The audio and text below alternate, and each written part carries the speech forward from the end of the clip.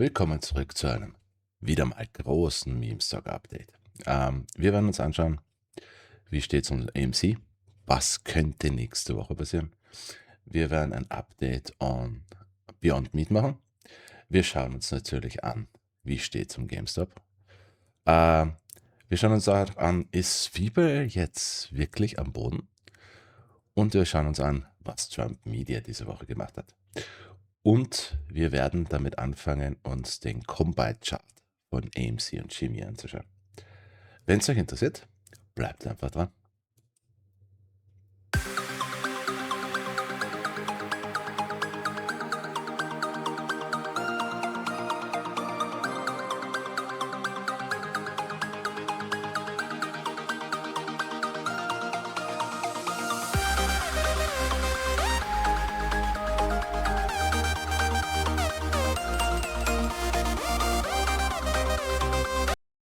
Wie immer, ich benutze die fraktale Methode. Ich werde das Erklärvideo, was ich jetzt diese Woche erst abgedatet habe, ans Ende des Videos hängen.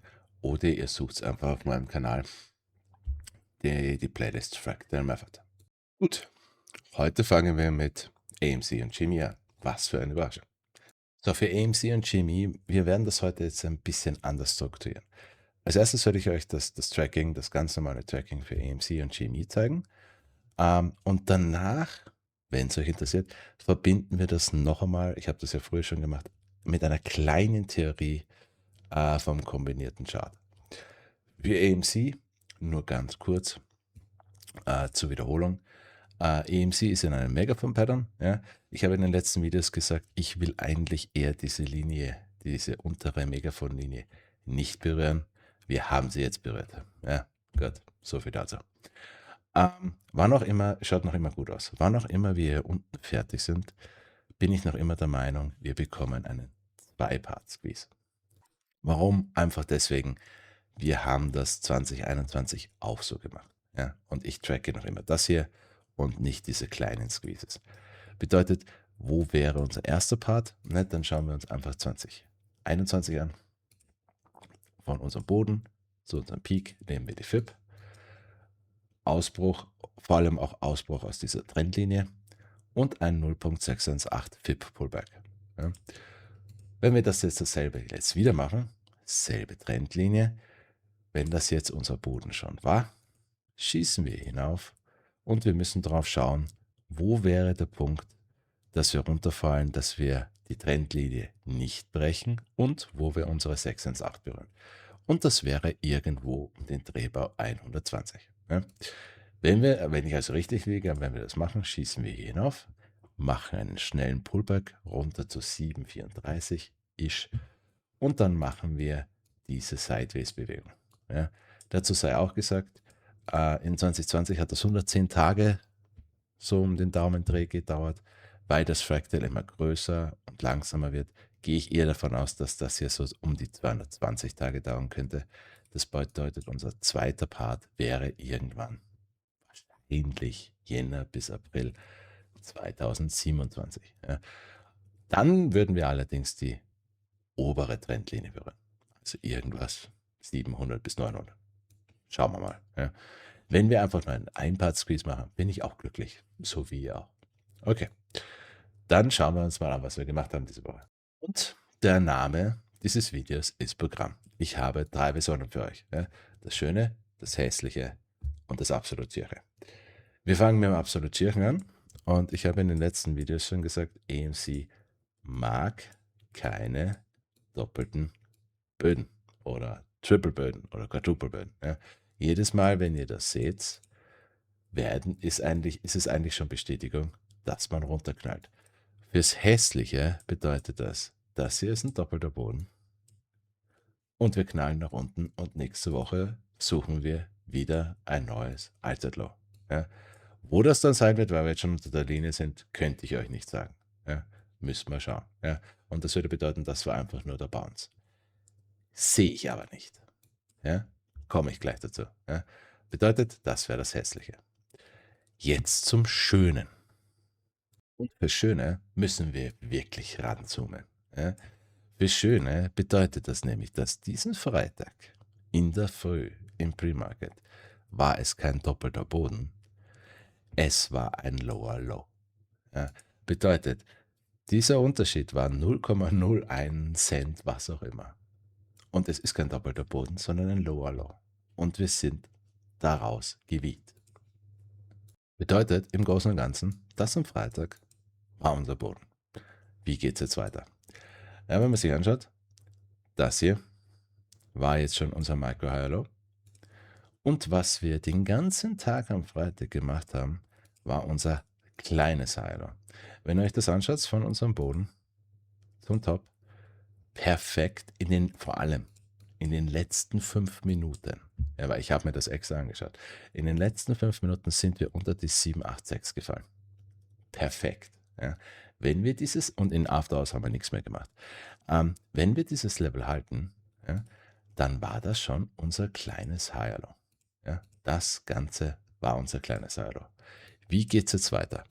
Für die komplett schöne Variante bedeutet das, wir machen nächste Woche am Dienstag bis Freitag unser großes High Low. Ja, das wäre das letzte High Low. Das High Low, was wir brauchen. Ja.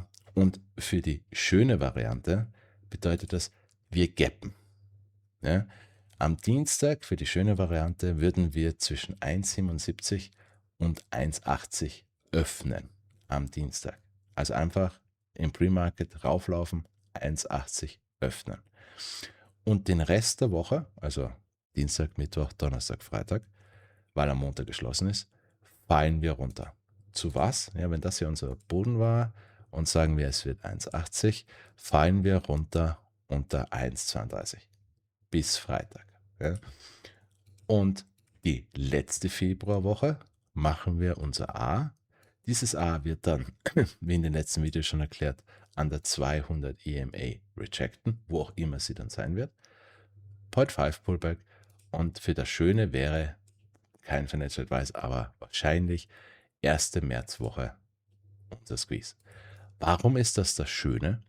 Ganz einfach, weil das Hässliche bedeuten würde, wir öffnen am Dienstag, wo wir jetzt gerade sind, und klettern langsam die ganze Woche bis Freitag zu unserem 1,80 Ziel hinauf, fallen dann die folgende Woche hinunter und machen dann in der ersten Märzwoche erst A und dann, ihr wisst, was ich meine. Es würde mehr Zeit dauern. Deswegen das Schöne. Ja. Zu dem Fall, ja gut, und warum können wir nicht einfach von hier gappen?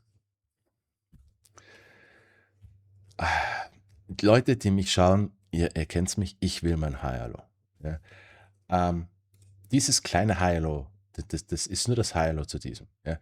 Ich will dieses High Low. Ja. Deswegen bin ich der Meinung, die Chancen, dass wir nächste Woche uns squeezen, ist für mich minimalst. Ja. Ich kann auf dieses A verzichten. Darauf kann ich verzichten. Ja. Also wenn wir nächste Woche wirklich das hier machen bis Freitag und am Freitag enden wir hier, dann wäre ich dazu bereit zu sagen, letzte Februarwoche sehr gute Chancen. Ja. Weil das A, okay, darauf kann ich verzichten. Auf das Higher Low kann ich nicht verzichten. Ja. Jetzt noch ganz schnell, wo wären wir jetzt gerade?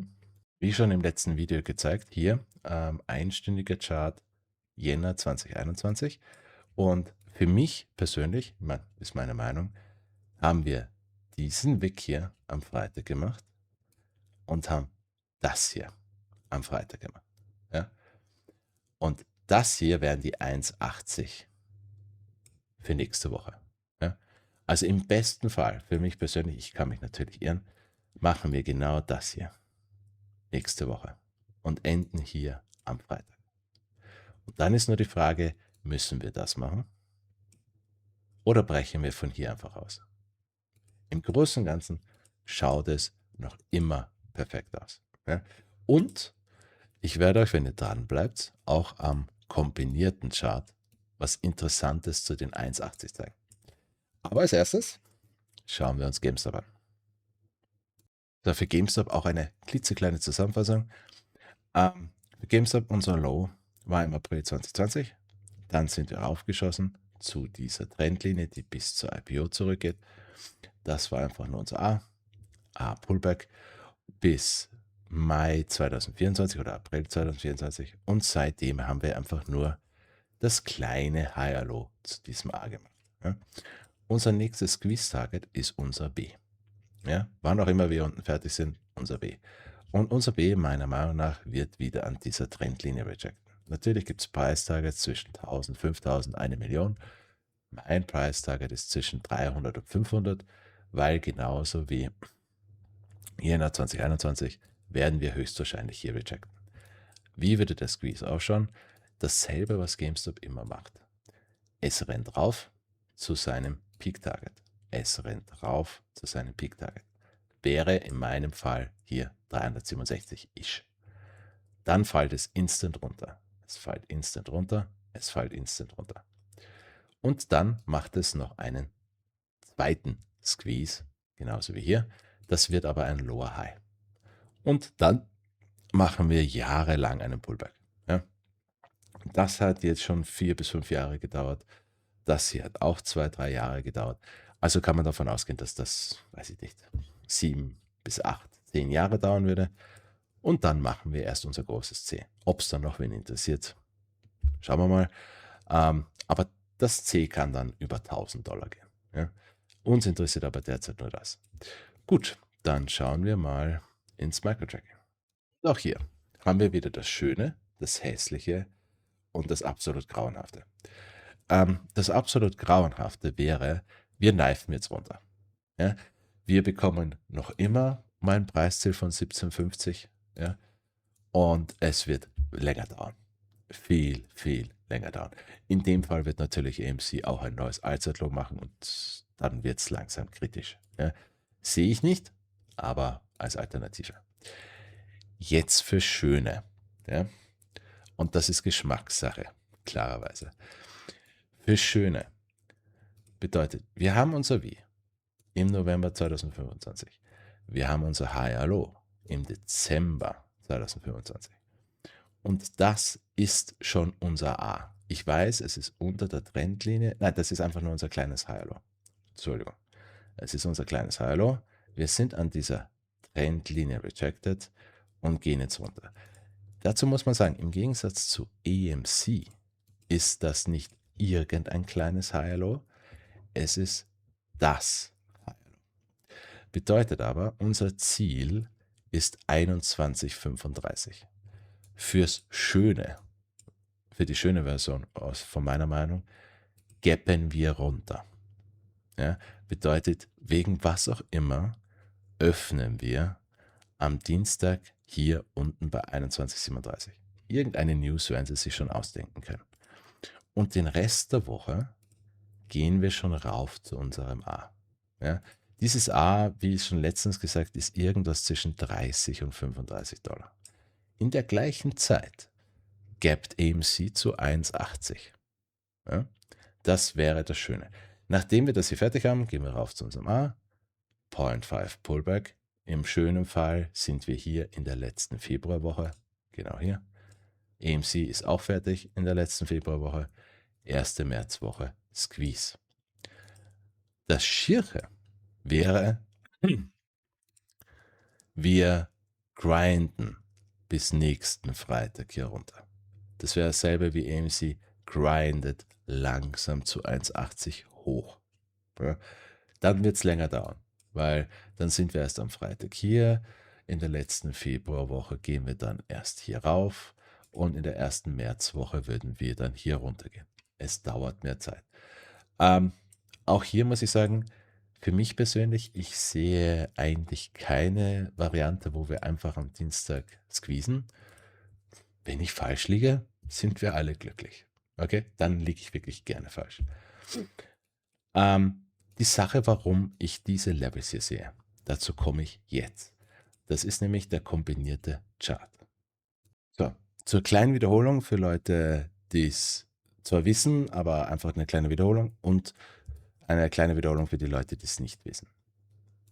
Der kombinierte Chart ist eigentlich nur AMC plus GME in einem Chart. Ja, kann man auf TradingView ganz einfach machen, indem man oben eingibt AMC plus GameStop oder welche Aktie auch immer. Dann bekommt ihr AMC und GME in einem Chart zusammengefügt. Klarerweise, weil GME den höheren Preis hat, ist GME schwerer gewichtet in diesem Chart. Das bedeutet, wenn AMC sich bewegt, nicht massiv bewegt, dann werdet ihr trotzdem hier fast keine Bewegungen sehen. Wenn GME sich allerdings bewegt, werdet ihr Bewegungen sehen. Und klarerweise ist der Preis derzeit von 24,97 der kombinierte Preis AMC plus GME. Und darauf will ich hinaus. Kommen wir gleich dazu. Also ihr werdet, wenn ihr euch das anschaut, natürlich Ähnlichkeiten sehen. Ja. Das hier ist eindeutig AMC. Auch das hier ist hier eindeutig AMC. Und hier ist aber schon GME mit reingemischt. Vom Tracking her gibt es allerdings ein paar signifikante Unterschiede. Erstens, das absolute Low vom kombinierten Chart war im März 2020 und nicht im Dezember. Wir haben im Dezember ein Higher Low gemacht, wie es eigentlich hätte sein sollen. Ja. Dann sind wir raufgegangen zu unserem A, B, C. Hier sieht man eindeutig AMC und sind runtergefallen, auch wieder zu einem Higher Low, ja, am 16. April 2024. Und dann machen wir das, was GameStop derzeit macht. Fürs große Tracking bedeutet das aber eigentlich ganz einfach nur das, dass das hier unser großes V war. Das hier ist einfach nur unser großes Higher Low. Und das ist einfach nur das kleine Micro-Higher Low zu diesem großen Higher Low. Dasselbe, was GameStop macht. Wenn also an diesem Tracking überhaupt irgendwas dran ist, ich sage dazu, es ist nicht meine Idee, ganz allein meine Idee. Ein Kollege hat mich darauf gebracht, ja. Also ich schmücke mich nicht mit fremden Federn. Aber wenn das hier Ganze fertig ist, kommt jetzt unser Run zu unserem A. Und der Run nach dem Higher Low zum A ist meistens der volatilste. Und das wollen wir ja eigentlich auch sehen. Jetzt zudem ist dieser Chart fertig. Ist dieses Micro Higher Low fertig? Na, zoomen wir an. So, wir schauen uns jetzt nur das Micro Higher Low an. Und da gehen uns derzeit langsam die Landmarks aus. Ja, wir haben unser V, wir haben unser A, B, C, wir haben unser Lower High, wir haben unser Midpoint, unser Last Time to Sell. Und im bullischen Fall ist hier am 31. Dezember 2025 unser V. Und wenn wir jetzt hier ranzoomen, dann haben wir hier unser perfektes Higher Low schon gemacht, sind aus der Trendlinie ausgebrochen.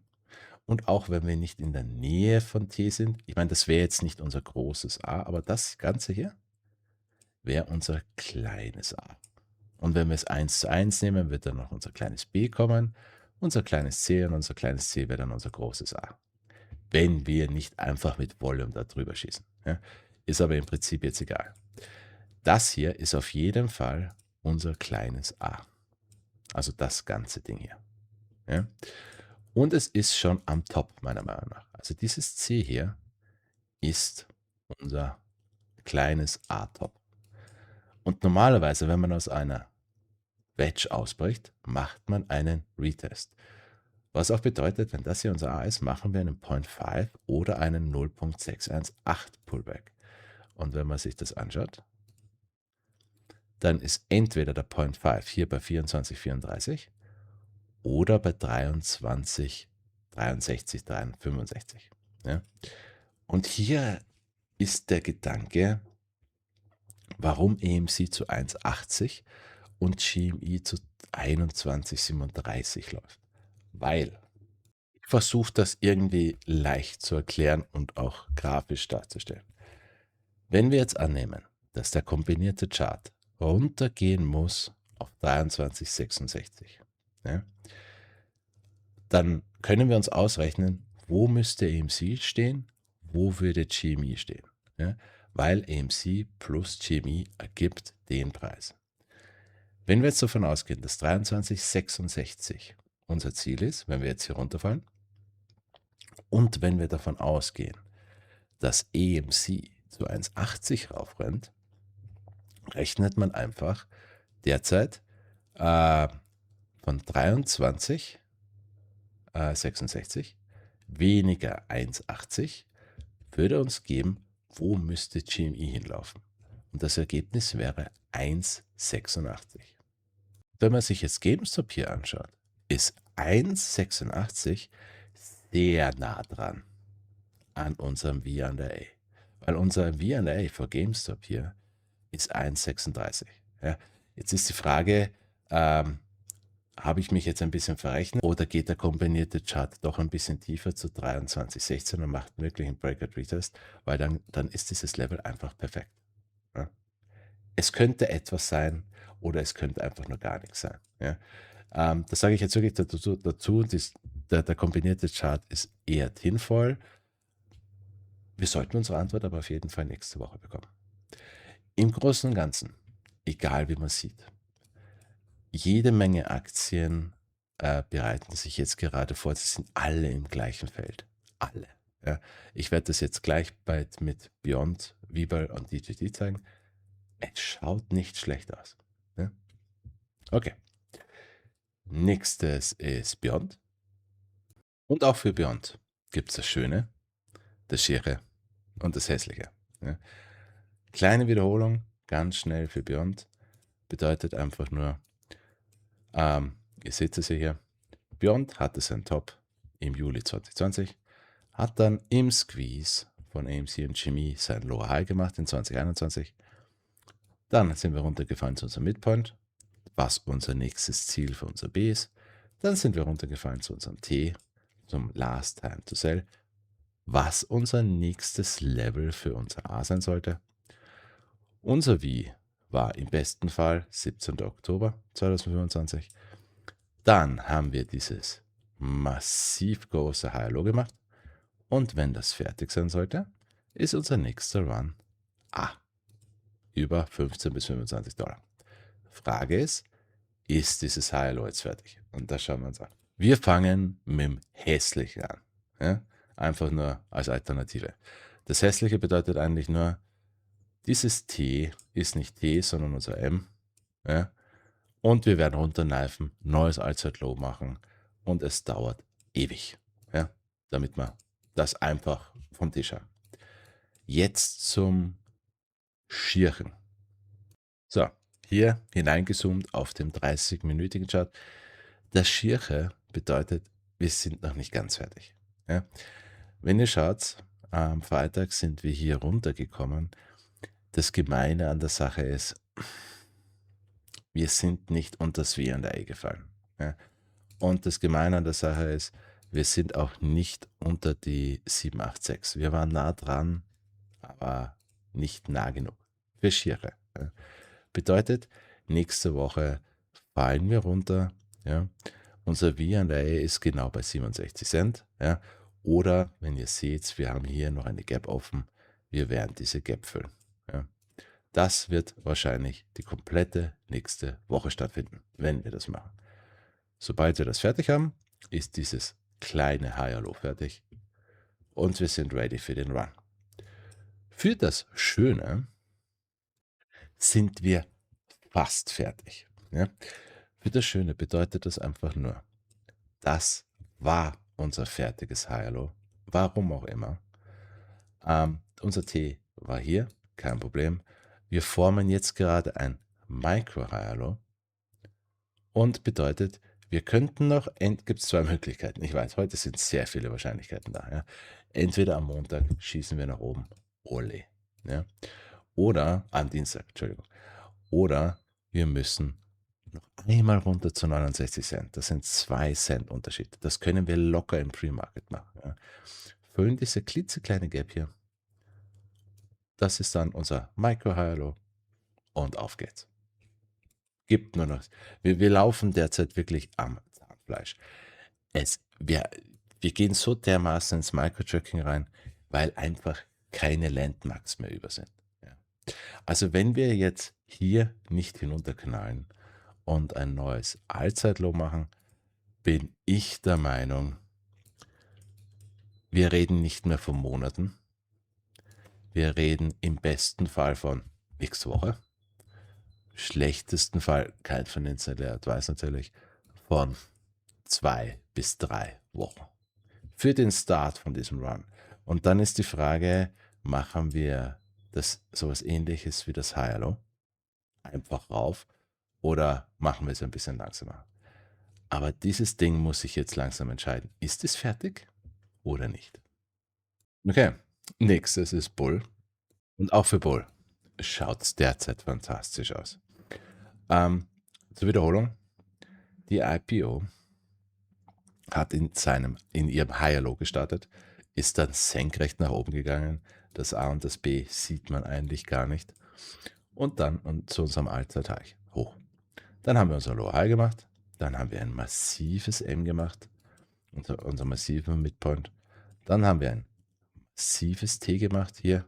Und dieses T ist unser nächstes Preisziel. Und wenn man sich anschaut, wenn man diese Trendlinie zieht, ich meine, wir haben hier unten ein paar Touchpoints, hier gar keine, aber wir haben uns an diese Trendlinie gehalten. Und ich habe in den letzten Videos auch gesagt, dass eigentlich haben wir uns alle erwartet, dass wir hier in diesem Zeitbereich vom 4. Februar bis zum 17., 18. Februar schon fertig sein sollten und schon auf dem Weg draußen sein. Ja, also im besten Fall hat uns dieser Zeitbereich einfach nur unser Higher Low angezeigt. So, wie schaut es jetzt aus? Sache ist die, wir können jetzt zwei Varianten nehmen. Entweder unser Februar, der 5. war nicht unser Allzeitloch. Das wäre das Hässliche. Bedeutet, nächsten Dienstag knallen wir nach unten. Ja, machen ein neues Allzeitlow. Ich kann euch nicht sagen, wie tief das gehen würde, ja, weil hier unten ist einfach nichts. Das wäre das Bärische. Das Schirche bedeutet, wir sind hier noch nicht ganz fertig. Ja, bedeutet, dass dieses Higher Low noch nicht fertig ist. Bedeutet, dass dieser letzte Peak am Freitag war einfach nur unser T. In dem Fall werden wir am Dienstag bis Mittwoch hier weiter runterfallen. Ja? Und wenn ihr schaut, wir haben hier noch eine Gap offen. Ja? Dann werden wir diese Gap füllen bis zu 5,70 $. Dann sind wir fertig. Und dann geht es rauf zu A. Ja? In dem Fall dauert es halt eine Woche plus noch. Ja? Und unser A, wie gesagt, ist über 10 $. Das Schöne bedeutet, weil wenn man sich das anschaut, unsere FIP nehmen, aus unserem Peak, dass am Donnerstag wir unser V an der A schon fertig haben. Wir sind unter der 7,816. Ja? In dem Fall war das hier unser T. Wir scheißen auf diese Gap und ab Dienstag geht's hinauf. Ja? Hier ist unser V. Das ist ein Micro High Low. Das hier ist der kleine A-Pullback. Ja, der 0,661 Pullback. Bedeutet, wir sind im Makro und im Micro fertig und ready to run. Ja, das ist das absolut Schöne. Jetzt noch eine Sache. Es ist die Frage, und die kann ich euch nicht beantworten. Machen wir sowas wie bei der IPO oder nicht? Wir haben bei Webull noch nie das A und das B gesehen, außer hier. Ja, und das sind einfach nur zwei Candles. Es gibt also, wie ich auch schon in den letzten Videos gesagt habe, zwei Möglichkeiten. Entweder wir machen es mit den Regeln 1:1, bedeutet, wir rennen jetzt rauf zu unserem A, das ist bei unserer T-Linie, machen einen 0,5 Pullback, rennen rauf zu unserem B, das ist die M-Linie, 0,5 Pullback, rennen rauf zu unserem C. Regel 1:1. Oder wir machen sowas ähnliches wie bei der IPO. Nur das kann ich euch nicht sagen, weil Webull gibt uns es einfach nicht her. Okay? Gut. Und letztes ist DGT.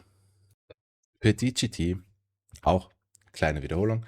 DGT hat seine IPO in dem Fall zu seinem Higher Low angefangen. Ja?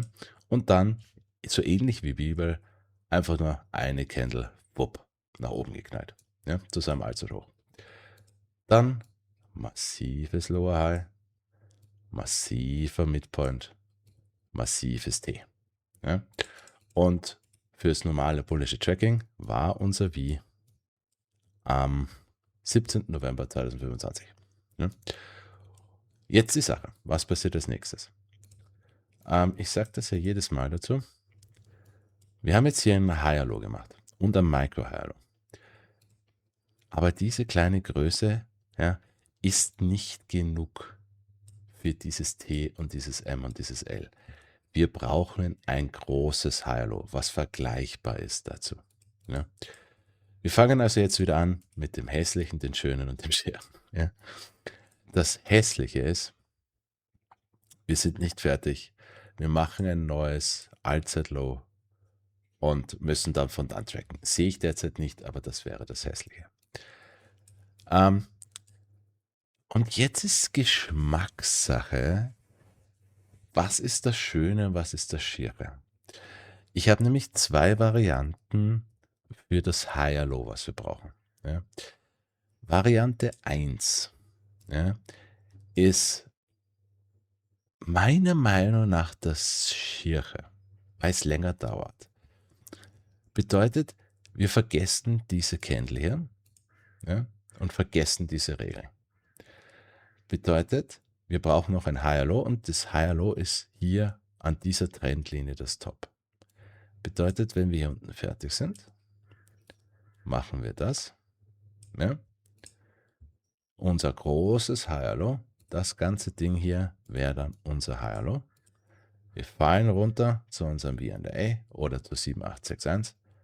Dann geht es rauf zu A, B, C. Das wäre das Schiere. Das Schöne, ja, für mich persönlich, wäre, wir kümmern uns um diese Regel. Ja. Die Regel bedeutet einfach nur, wenn das T zu kurz ist, um sich an die normale große Trendlinie ranzuschmiegen, macht man eine neue Trendlinie, die nur M und T berührt. In dem Fall ist unser Higher Low kleiner, aber schneller, klarerweise. Ja. Und unser Peak für unser Higher Low ist maximal jetzt $16. Oh nein, falsch, sorry. Hier, so wird es ausschauen. Ist maximal $24. Dann runter und dann machen wir unseren Run. Warum ist das für mich das Schöne? Weil es einfach kürzer dauert. Ja, das ist der einzige Grund dazu. Ja. Bevor wir hier ins Microtracking reingehen, ist auch hier, genauso wie bei Webull, die Frage, machen wir, wenn wir mit dem Higher Low fertig sind, also so Higher Low, machen wir ein A Pullback, B Pullback, C, oder wiederholen wir wirklich das von der IPO? Bei DGT sei dazu gesagt, wir haben jetzt schon mehrere Runs in DGT gesehen, ja, im Gegensatz zu Webull. Webull ist einfach nur runtergegangen. Aber jedes Mal, wenn DJT fertig ist mit seinen Higher Lows, ich meine, wir können da von Zukunft bis in die Vergangenheit gehen, von naher Zukunft bis späte Zukunft gehen. Ihr seht hier, kleines Higher Low, Instant Run. Ja. Hier sieht man das Higher Low nicht einmal, Instant Run. Hier sieht man das Higher Low, Instant Run. Higher Low, Instant Run. Ja. Also ich kann es nicht wirklich sagen, dass das unmöglich ist. Ja. Mit unmöglich meine ich, ich kann nicht sagen, dass das hier unmöglich ist. Vielleicht macht das DJT. Ja. Vielleicht warten wir einfach nur, um das große Higher Low fertig zu machen. Und dann machen wir ein, zwei Candles nach oben. Wäre nicht das erste Mal. Okay, jetzt zum Microtracking. Als Microtracking kann ich einfach nur sagen, wir können nicht mehr, ich meine, wir können schon auf den einminütigen oder einsekündigen Chart tracken, aber dieses Ding, das verarscht einfach derzeit nur. Ja. Was fix ist, wir haben hier im November unser V. Ja. Wenn es kein Allzeitlow macht. Dann haben wir unser kleines Micro-Higher Low gemacht. Perfekt. Dann sind wir hier hinaufgeschossen, sind perfekt an der Trendlinie abgeschmettert. Ja? Und ich rede von dieser Trendlinie abgeschmettert. Ja? Und dann war die Idee, dass wir hier unser A machen. Ja? Hätte bedeutet, wir wären hier gebounced und ausgebrochen. Sind wir nicht, eindeutig. Ja? Sondern wir sind hier drunter gefallen, unter die 786. Ja? somit ist das einfach nur ein großes High-Low. Ja. Und im Großen und Ganzen sind uns auch hier jetzt schon die Landmarks ausgegangen. Wir haben unser C, unser M, unser T. Wir sind hier runtergefallen, ist unser V. Ja. Das bedeutet, dieses High-Low ist fertig. Ja. Wenn wir nicht Allzeitlow machen. Bedeutet, wenn man jetzt noch näher dran geht, ja, dann gehen wir auf den 15-minütigen Chart, wenn wir noch mehr Zeit brauchen, weil dieses Ding auf irgendwen wartet, die einzige Möglichkeit, um das noch weiter hinauszuzögern, ist, dass wir hier ein Micro-High-Low machen. Bedeutet, wir müssen jetzt dann noch hier runter, das bedeutet unter 10,81, ja, wir sind bei 11,13 und dann geht es nach oben. Ja. Aber dieses Ding verschwendet derzeit einfach nur Zeit. Es ist fertig. Ja. Somit schauen wir, was nächste Woche passiert. Es ist sehr viele Aktien sind im gleichen Platz. Ja. Nur kleine Warnung. Bevor wir das Video beenden heute. Egal was wir machen, wir sollten nicht 10,37 berühren. Wenn wir 10,37 berühren, wird scheiße. Ja, weil das zerstört auch dieses High-Low. Wäre nicht gut. Sehe ich nicht, aber als Warnung. Aber im Großen und Ganzen schaut eigentlich alles perfekt aus. Okay, so viel zum Meme-Update-Video. Ich werde noch ein größeres Video zum kompletten Rest der Aktien machen. Das wird aber wahrscheinlich erst am Montag kommen. Ist eh keine Börse am Montag. Aber anders, schauen wir, was nächste Woche passiert. Wie immer, wenn es euch gefallen hat, könnt ihr mir ein Like hinterlassen. Playlist hier. Also Erklärvideo hier. Playlist hier. Und wenn ihr mehr sehen wollt, gebt es mir ein Abo. Wir sehen uns.